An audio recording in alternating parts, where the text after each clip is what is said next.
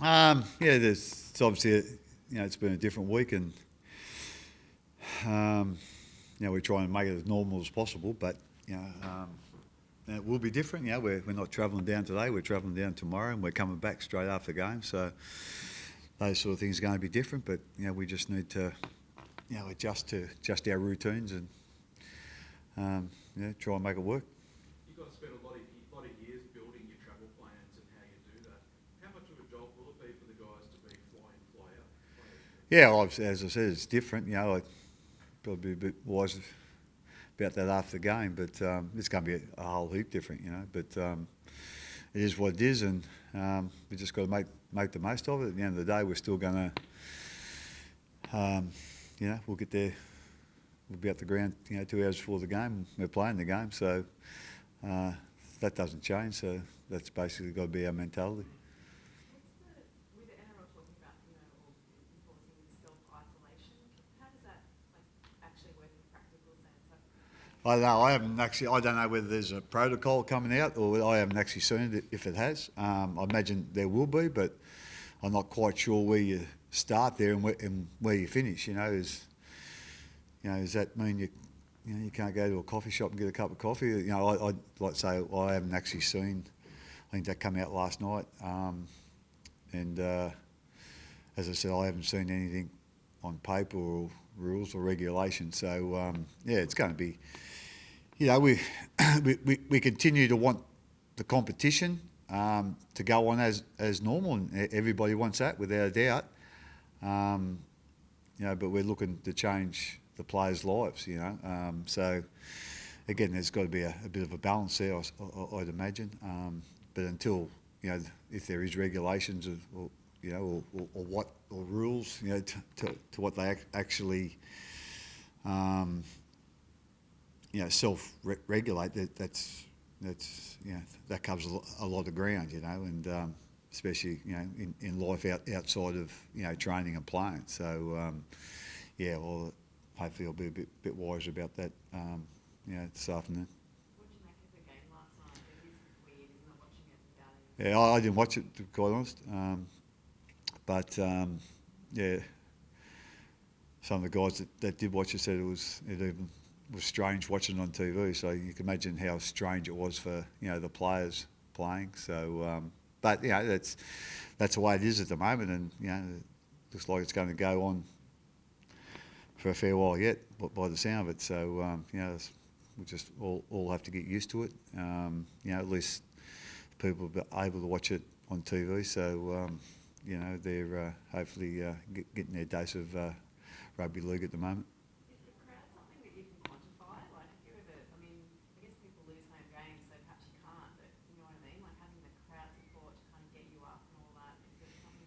Oh yeah, obviously, everyone would rather play at home than play away, and part of that, or a big part of that, is the crowd. For us, there's a bit of travel to it too. And a lot of other clubs as well, but. Everyone enjoys playing at their home ground. The crowd. Well, we find here in Melbourne, the crowd's a big part of our. I suppose they provide a lot of atmosphere. They're very strong supporters down here, and we, I suppose, rely on them a lot. But next week and couple of weeks we ain't going to be able to rely on them, so and it's going to be the same tomorrow night, so it's going to be a little bit different, but we've got a couple of things, I suppose, a couple of mentalities in place that hopefully will get us, I don't know, so it's going to make it a bit easier or a bit more comfortable or a bit more normal, because it ain't going to be normal. But that's the way it is, and when the ball gets kicked off, it's 80 minutes of what we usually do. So that's what we've got to concentrate on. Craig, have you had any thoughts about going down to the sideline and coaching from there, or getting a bit closer so you can send some messages? Or not really. No, no. I like I say, it's not going to change to me in that we're still allowed to use the mic. To me, I get a better vision higher up than on the ground. So, like I say, those couple of things. There's a lot of different things happening, but that won't be one that I'll be changing. What are you going to do with guys like Welshie this weekend?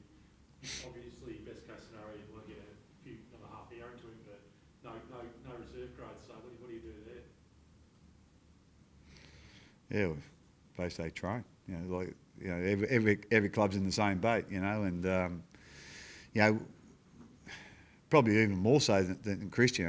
Again, he had half hour last week, and we were looking to, probably give him another, 2-3 games, perhaps 1 or 2 games even. And we thought he'd be ready for first grade then. Now it makes it a little bit harder now. He's got to try and make that up, through training. So, and it's not easy when you know you're not playing. And but we know we're going to have, some guys that we'll have to replace at some stage, through injury, suspension, just lack of form or whatever it is. But every club's in the same boat with all the competition, the Queensland Cup and New South Wales Cup all being, postponed or, cancelled, for a couple of months or whatever. So they're just going to have to make that up at training. There's not too many other ways, you can do it. And hopefully, in 2 or 3 weeks, when we do need him, he'll be ready to go. But like I say, we've got to do it through training because it ain't going to happen through games. When your players adjust, a game adjusted to blocking out the external stuff and then coming in here and focusing on football and going home? Yeah, obviously it's that'd be the ideal, but I don't think it's all that practical. We obviously there's.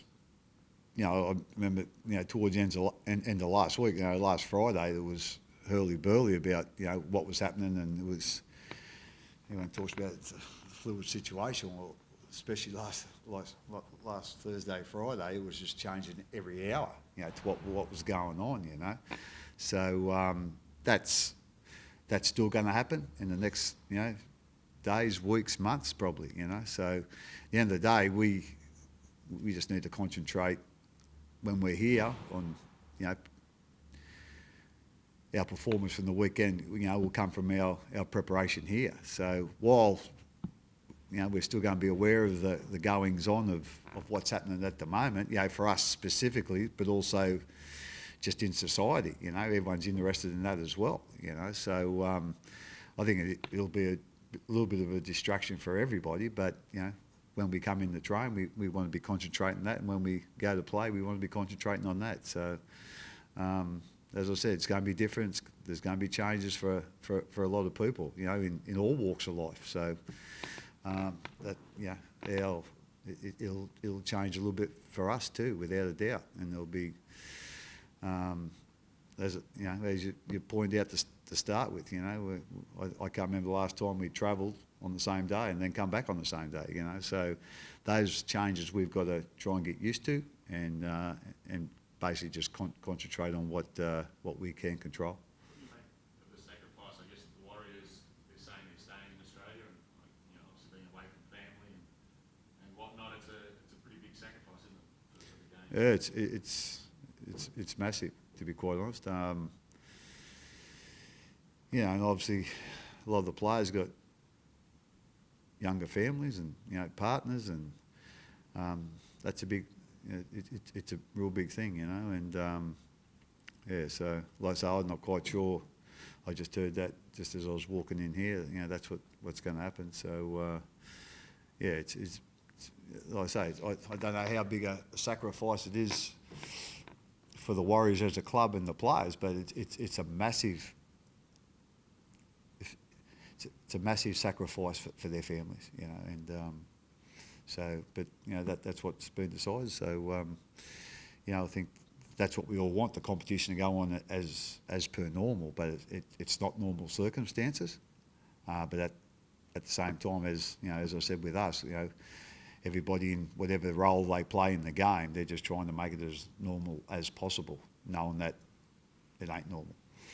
Craig, how's Brandon Smith coming along, and is he any chance this week or next week, or when Best case scenario would be next week. He won't be playing this week, but hopefully he'll be back next week. Or if not, he should be right for the week after. So but we're looking at next week at this stage.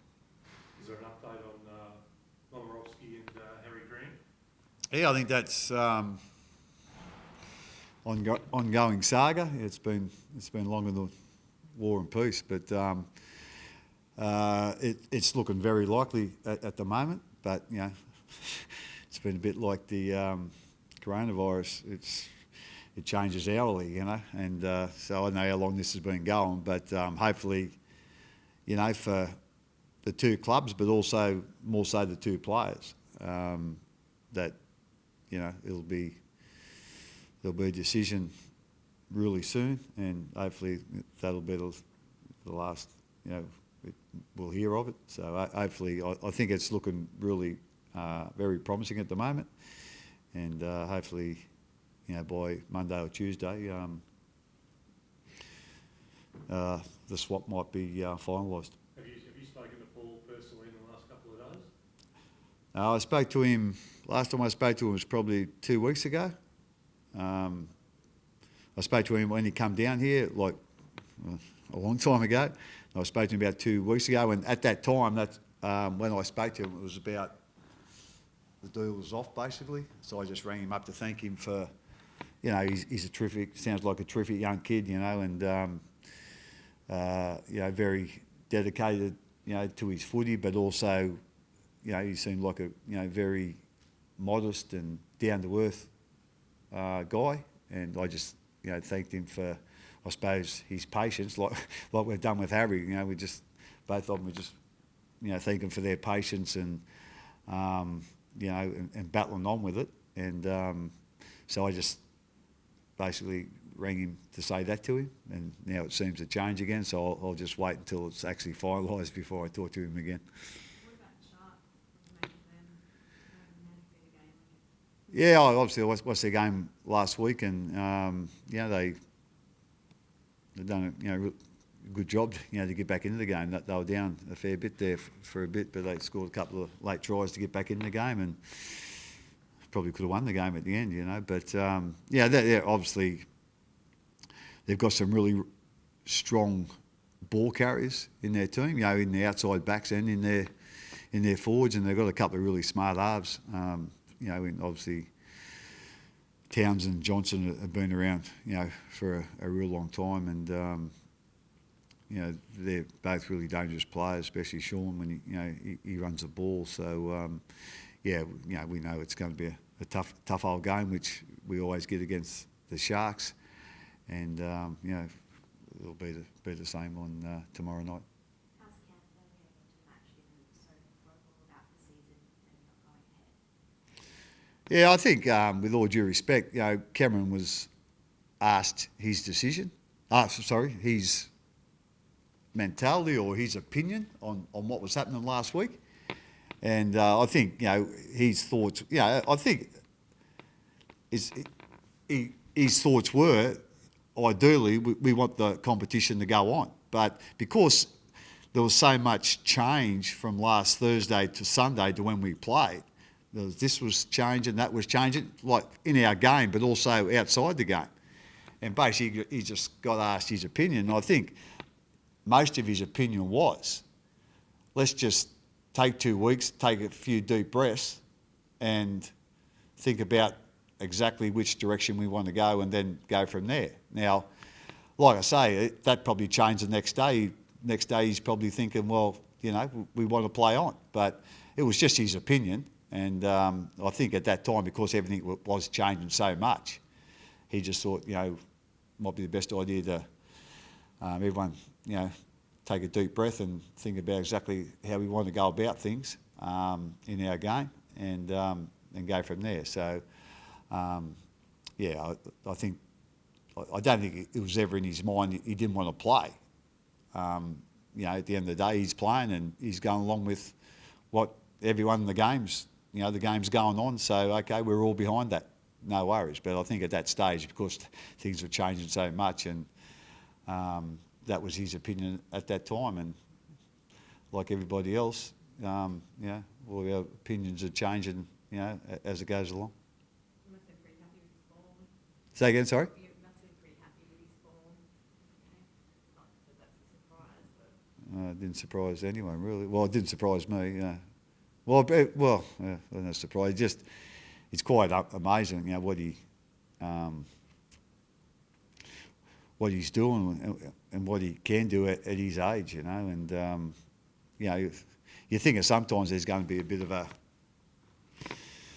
downturn, but after last week's performance, you can't see it happening this year anyway. So, but like I say, at the end of the day, it's no one in our game has played 400 games before, so we all know he's a little bit of a freak's the right word, but a freak of nature perhaps. But but certainly his form was nearly as good as it's ever been last Sunday. He directed our guys around really good. He was obviously a great help to our to the rest of the team, but especially our halves. And I thought his form was outstanding. Did you like what you saw from your halves? Yeah, I did actually. Yeah, I thought Cameron Munster was really steady. I really liked what Jerome did, to be quite honest. Obviously, come up with a couple of big plays with those kicks, but I thought defensively he was outstanding. He made 30 tackles, and Manly have got a lot of big players there, and they sent a few of those big guys at him, and he didn't shirk any of that. And as I said, he made 30 tackles. That's a lot of tackles to make, and then come up with a couple of, I suppose, game-breaking plays at the end of the game. So it was outstanding. So I thought, that's a really promising sign for us. As I said after the game, one game doesn't make a season, but he's off to a good start. Did you have a word with Sully, the sort of the raised knee sort of thing? Have you sort of raised that with him to try and curb that sort of stuff? I remember having a long chat to him. Sorry, I've just been disrupted there.